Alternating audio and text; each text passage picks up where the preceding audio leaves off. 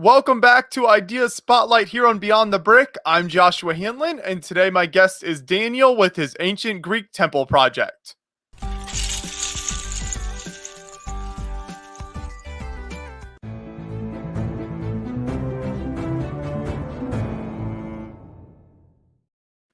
And I want to thank CloneArmyCustoms.com for helping make these live streams possible. As always, you can check out all of their incredible products at CloneArmyCustoms.com.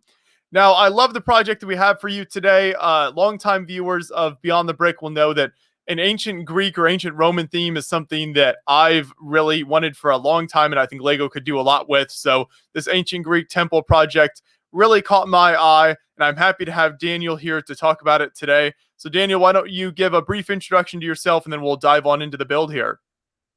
Hello everyone. I'm Daniel. I'm 29 years old, and I'm from Budapest, Hungary. Actually, I'm a big fan of antiquity and history in general. So this is a project that I had in mind for a couple of times. This is my project, Ancient Greek Temple. Actually, I'm a bigger fan of ancient Roman history, but when you think of ancient architecture, the first thing comes to your mind is typical ancient Greek temple with Ionic or Corinthian columns, tympanon, so on. So yeah, I thought that this would be the most iconic build that could represent this time period, which I also think that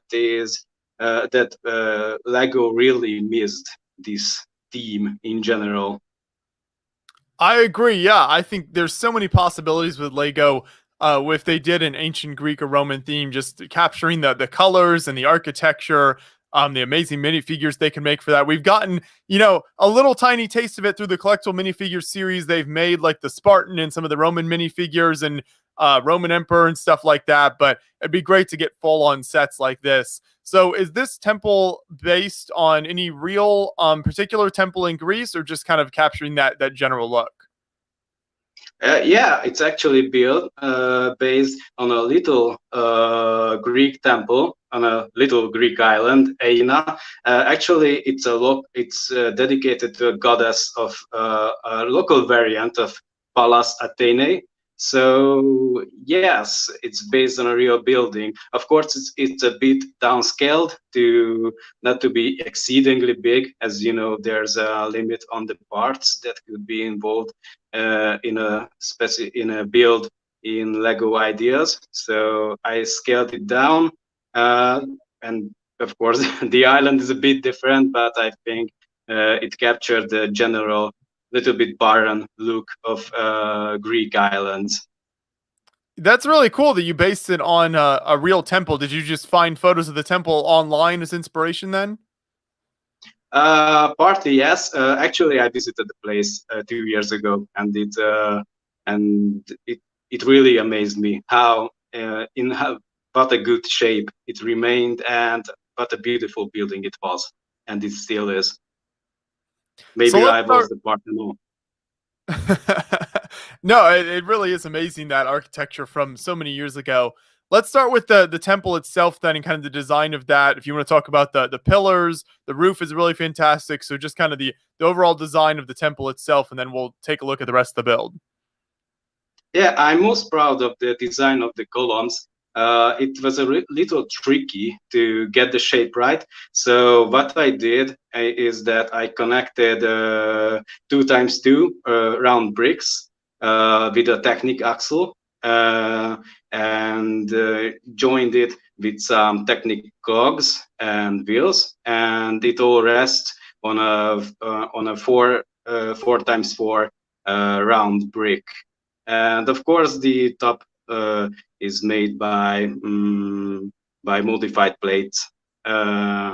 The roof itself, it's a pretty simple design. Actually, it's just plates sitting on hinges, and some colorful decoration on the sides. So it's not a very complicated build, I think. That's okay though, because it still captures the look very nicely. And then you've even got kind of the gold ornamental pieces and one of the little micro figure statues there to represent, sort of the artwork and figures that would have been at the top of the temple. Yeah, I think that I saw some projects about Greek and Roman temples, and I think that one detail that most of them misses is that these buildings actually had colors. So blue and red was used extensively in the period. So yeah, I also tried to incorporate that. And then if we take a look inside the temple, because I know some of these photos showed it with the roof off, what details were you able to include inside the temple itself? Yeah, you can see this cool shot of how kind of modular it is. So there's almost like a play feature to it. Yeah, actually, I wanted to involve some interior details, a little shrine with a statue, some offerings to the goddess herself. So yeah, I wanted to add some little details to the inside as well. Awesome, and yeah. actually, yeah, sorry. No, I was just gonna say you can see the details there with the statue and then is that kind of the bowls with the fire coming out of it, kind of the offerings there? Yeah, and actually every part is in already available colors. So I wanted to have a build that you can already build if you take the time to buy the parts from Bricklink or anywhere else altogether. So then did you start with the temple and build the island afterward, or what order did this build go in? Yeah, the first thing I built was the facade of the temple, then the whole building itself, and then I added the surroundings later. Well, let's talk about the surroundings then, because as nice as the temple is, the landscaping you've done here is equally fantastic. Both the rock work, even the way you did kind of that winding staircase coming up from the sea there. So take us through kind of some of the elements you used for the landscaping and how that came together for you. But the basis for the landscape is big rocks pieces. The ones that are 6 brick high, and I added some details with these plant parts, slopes, etc. Yeah, I'm quite proud of the staircase. It's 10 tiles sitting on hinges. Yeah, and that's not always easy to achieve when you're trying to kind of incorporate landscaping, rock work, and then also, man-built structures like those stairs all in one and make it look seamless and not sort of out of place. So how did you achieve that? What's the structure like sort of underneath there, and as you were able to get all those pieces in place? You mean the structure underneath the covers? It's like a scaffolding of bricks and plates. Just kind of that holds the structures together. You just got to put pieces in place to hold everything together. I'm sure it's kind of a mess underneath there, but it makes it work. Yeah. It's actually simpler than you might think. Well, that's great. It's good when you don't have to go too crazy detailed with it. So you've got this nice section kind of in front of the temple there, and the part that sort of sticks out that has some other is that some other kind of pillars there? What's that section at the very kind of front of the build? Excuse me, I didn't get that. The section that we're showing here, the kind of the very front of the build that has some smaller pillars that kind of sticks out there in front of the temple. Yeah, the original temple that I based my build on had a little altar in front of it for sacrificing animals and that kind of stuff. So I wanted to have something like that for as a little altar or fire for this ceremony of fire and stuff. Now, if this set became an official Lego set, do you see this being built as kind of all one section, or could you design this in a way that kind of each section maybe clips into each other and then you kind of set the temple on top of it? Is there a modular element to this at all? Yeah, that could work, I think. You could use some some techniques that they use for the official modular buildings. So yeah, that would work, maybe with some Technic pins. I think that could make for a really great build then. Yeah, then you don't have to have the whole thing together, all at once, and it's easier to move it around and display it. So how many pieces are in this build then, and do you know or have an idea of where it might fall with the price point or how much the set might cost if it was made? It contains a little more than 2,500 bricks. So I think it would fall in the 200, 300-ish euros/dollars price range. Yeah, and I think it would be a fantastic set for that price point. So you've built the temple here. Do you have any other ideas for other kind of Greek or ancient Roman architecture that you'd like to try to capture in the future that you think would kind of fit well if the temple was made into a set? Yeah, I was thinking of making a Roman Forum. For example, I think that would go well. Actually, it could be a Greek agora as well. So a little town center thing. Actually, I also saw an idea that was not approved, the Roman warship. Yeah, it was fantastic. And sets like these would go with this build fantastically. Actually, everything from late antiquity. Yeah, and there's so much demand from fans for this stuff, so it really would be amazing to see more of it made.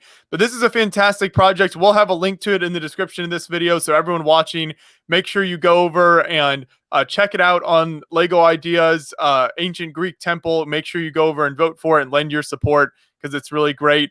We did have one other project that you have out there on Ideas that we wanted to talk about, and that's your Age of Empires 2 barracks. Now, I am a massive fan of Age of Empires.